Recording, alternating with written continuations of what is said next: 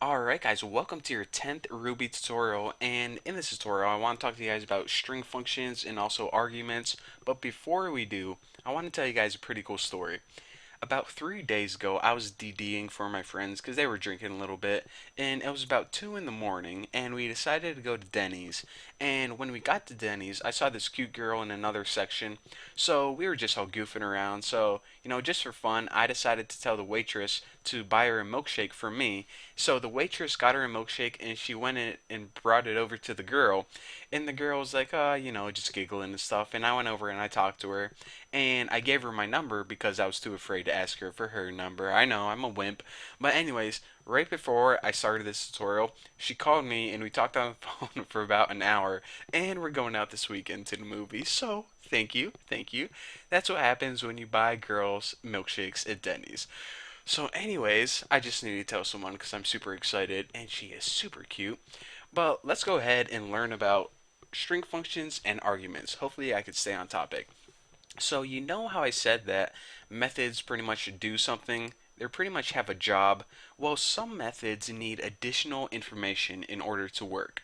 For example, say you built this awesome method that pretty much took pounds and converted it to kilograms.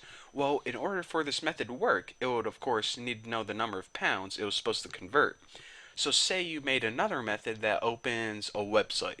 Well, in order for it to know what website to open, you might need to give it the URL of the website. So some methods just need additional information in order to work.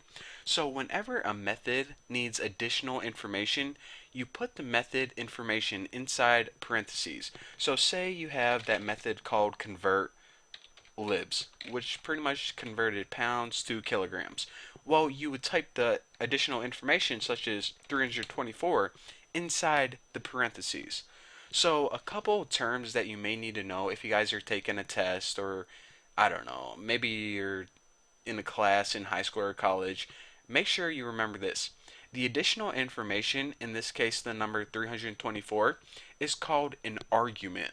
Now, whenever you give the information to your method, it's called passing information in or passing in the information. Simple enough. So basically, in this case, we have a method called convert pounds and we passed in 324. Simple enough. So now let's go ahead and, of course, this convert pounds method we never made. So let's see this in a real example. Now, aside from having to write kernel, puts, and all the different variations of how we can write puts, we can also write it like this. Puts, of course, needs additional information in order to work. It needs a string of text, some text to print out on the screen. Now, since that is additional information, we have the option of putting it in between parentheses. So instead of just writing a space in a string of text that we want to print out, we can put that string of text inside parentheses. So let's just go ahead and print out the word bacon, hit enter, and check it out. It just prints out bacon.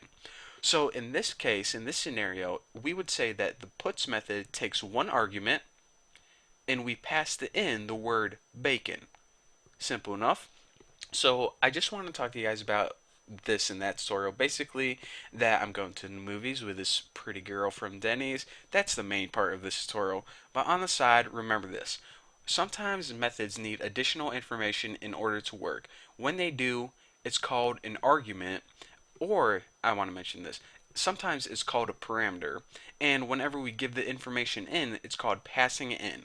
So in the next tutorial, I'm actually going to save all the string functions and something else, something special for the next lesson. So thank you guys for watching, and by the way, I'll keep you guys updated about what happens this weekend. But yeah, thank you guys for watching, and I'll see you next time.